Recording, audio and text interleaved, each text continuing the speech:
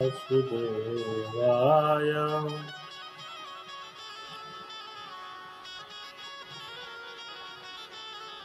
जब युद्ध की ध्वनि गूंजती है ना,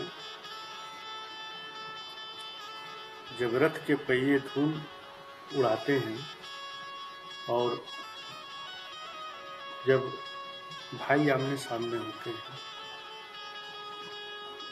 जब शंखों की आवाज से दिशाएं कांप उठती है, जब हथियारों की टंकार से आकाश गूंज उठता है और थरथराने लगता है, और जब चक्र और गदा, धनुष और बाण एक दूसरे की ओर बढ़ते हैं ना, तब केवल अस्त्र नहीं उठते हैं, तब उठता है सिर्फ एक प्रश्न मन में। वो प्रश्न मन में क्या होता है, इसको जानेंगे आज हम।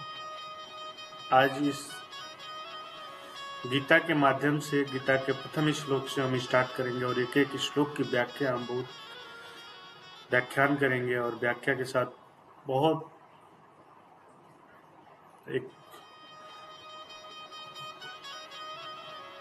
तब प्रश्न क्या उठता है कि क्या हुआ वहां, क्या हुआ वहां। अब वो प्रश्न होता है कि क्या हुआ वहां। प्रश्न यही नहीं है कि क्या हो रहा है, ये प्रश्न नहीं है। प्रश्न ये आ रहा है कि क्या हुआ वहां, जो केवल युद्ध भूमि पर नहीं उठा, बल्कि उठा है हमारे आपके हर व्यक्ति के उस क्षण के जीवन में, जो हमें निर्णयों की समय की रेखा पर लाकर खड़ा कर देता है। कुरुक्षेत्र की भूमि जो है ना, केवल कुरुवंश के रण क्षेत्र नहीं है। आज या उस युग की मैं बात करूं तो वह कुरुक्षेत्र की भूमि केवल कुरुक्षेत्र ही नहीं था, कुरु कौरव वंश का ही नहीं था। आज वह मानव मन का क्षेत्र था, जहां अंधकार और प्रकाश आमने सामने दोनों खड़े थे, जहां लोभ और धर्म आमने सामने खड़े थे, जहां मोह और ज्ञान आमने सामने खड़े थे। देखिए, यह केवल ना इतिहास नहीं है कि हम उसको एक हिस्ट्री के पर्पज से समझेंगे। देखिए, वहां ना एक जीवन का दर्पण है। गीता क्या है? मानव के मन का जीने की एक कला है, और गीता उसके लिए। किसी भी पुस्तक को जब हम खरीदते हैं, किसी भी सामान को खरीदते हैं ना, तो उसके साथ एक नोट्स मिलता है उसको चलाने के लिए, समझाने के लिए। तो हमारे और आपके जीवन में जो गीता है ना, वो वही नोट्स है कि गाइड करती है कि हमारे और आपके जीवन में कैसे चल रहा है। वही चीज है कि श्रीमद् भागवत गीता का प्रारंभ वहीं से होता है, जहां से एक मानव मन को समझता है। रण क्षेत्र की स्तुति लिखी है युद्ध भूमि न कृष्ण के उपदेश से, बल्कि एक अंधे राजा के प्रश्न से उठता है। प्रश्न भी किसका है? तो एक अंधे से राजा का प्रश्न है। प्रश्न क्या है? प्रथम अध्याय के प्रथम श्लोक है। आप आइए समझिए इसको। धर्म क्षेत्रे कुरुक्षेत्रे समवेता युत्सव, मामका पांडवाश्चैव किम कुर्वत संजय।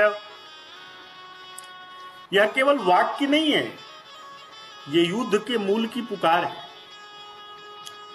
धृतराष्ट्र, जिसकी आंखें नहीं थी, पर वह मोह में पूरी तरह से अंधा था, आंखों पे पट्टी से आरंभ होती है भगवत गीता की अमृत वाणी। देखिए प्यारे श्रोताओं, आज मैं आपके सामने जो श्लोक सुना रहा हूं ना, वह केवल शब्द नहीं है, वह एक यात्रा है, एक दृष्टिकोण है और एक आईना है हमारे भीतर के संघर्षों का।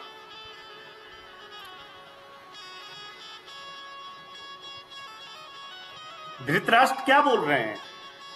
धर्म क्षेत्रे कुरुक्षेत्रे समवेतायुत्सव, मामकाः पांडवाश्चैव किम कुर्वत संजय। हे संजय, जब मेरे और पांडु के पुत्र धर्म के भूमि में, कुरुक्षेत्र में युद्ध के लिए एकत्र हुए हैं, तब उन्होंने क्या किया है? सोचिए ना, एक मोह में पूरी तरह से पागल और अंधा इंसान पूछ रहा है कि धर्म क्षेत्र के कुरुक्षेत्र में, युद्धभूमि में क्या हो रहा है। धृतराष्ट्र एक ऐसा नाम है ना, जिसे सुनते ही हमारे आंखों में एक अंधा राजा याद आता है। लेकिन क्या वह केवल शरीर से अंधा है? नहीं, वह अंधा था, लेकिन क्या था? मोह से, स्वार्थ से, पक्षपात से। वह हस्तिनापुर के राजा थे, परंतु उनसे बड़ी चीज उनकी पिता की भावना, पर उस भावना में संतुलन नहीं था। एक बड़ा सभा मंडप, धृतराष्ट्र का सिंहासन, सामने खड़े हैं उनके सारथी संजय। सोचिए, धृतराष्ट्र कहते हैं कि हे संजय, बताओ ना, धर्म क्षेत्र के कुरुक्षेत्र में क्या हो रहा है? कितनी बड़ी बात है। मेरे पुत्र पांडव जो युद्ध के लिए, मेरे पुत्र पांडव से जो युद्ध के लिए खड़े हैं, वो क्या कर रहे हैं? यह केवल एक प्रश्न नहीं था मित्रों, एक भय, एक चिंता, एक मोह की अभिव्यक्ति है। धृतराष्ट्र का ये जो शब्द है ना, मामका पांडवाश्च, यह विभाजन की शुरुआत करता है। क्या यह वह नहीं है जो आज हम अपने घरों और समाज में और राजनीति में करते हैं?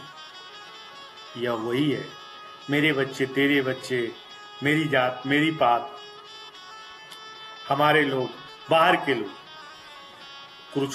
कुरुक्षेत्र तो हर घर में है मित्रों।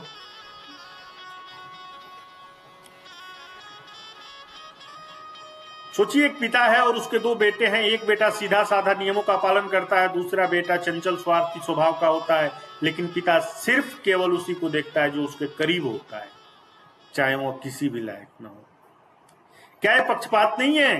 यही तो धृतराष्ट्र का दोष था। उन्होंने कभी अपने पुत्र दुर्योधन को रोका नहीं, न समझाया न टोका, और वही दुर्योधन बन गया विनाश का कारण।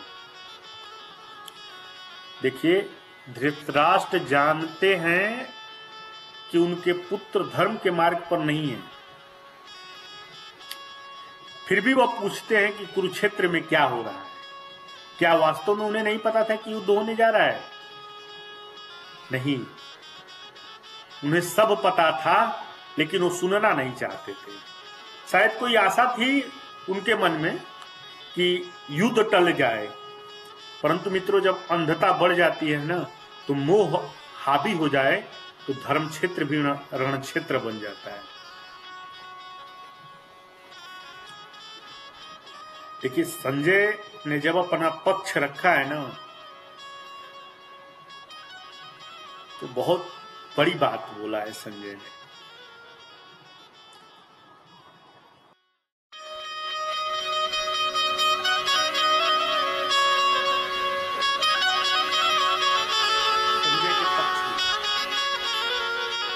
वह व्यक्ति जिसे दूरदृष्टि प्राप्त थी, वह वहां नहीं थे, परदेश देख सकते थे, परंतु वो केवल आंखों से नहीं देखते थे, वे अपने मन से देखते थे।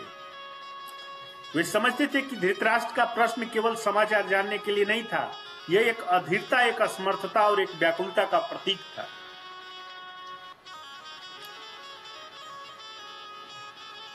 और इसीलिए गीता का जो संवाद आरंभ होता है ना, एक अंधे राजा के प्रश्न से ही होता है। धृतराष्ट्र जो है हम सबके भीतर है। जब हम अपने मोह के कारण अन्याय को भी न्याय समझने लगते हैं ना, तब हमारा आंतरिक धृतराष्ट्र बोल उठता है, मेरे बेटे क्या कर रहे हैं। और संजय वह चेतना है ना, जो हमें आईना दिखाता है। क्या हम अपने जीवन के कुरुक्षेत्र में धृतराष्ट्र बनेंगे या संजय, क्या हम मोह के अंधे होंगे या दृष्टि से युक्त होंगे? श्रोताओं, गीता का श्लोक हमें युद्ध नहीं, बुद्धि की शुरुआत सिखाता है। यह सिखाता है कि अपने भीतर के पक्षपात को पहचानो, मोह और संबंधों के नाम पर अंधे मत बनो। धर्म का क्षेत्र मन में बनाओ, भूमि पर नहीं। जब अगली बार कोई निर्णय लेना होता है ना, तो याद रखना कि कहीं हमारे भीतर का धृतराष्ट्र तो नहीं बोल रहा है कि भाई के भाई ही लूट रहा है। हमारे भीतर का संजय कह रहा है जो सत्य है वही देखो, जो धर्म है वही करो। जब तक यह नहीं होगा ना मित्रों, तभी तक कुछ भी संभव नहीं है। जीवन के हर मंच पे ऐसे ही डूबते जाओगे, कुछ मिलने वाला नहीं है।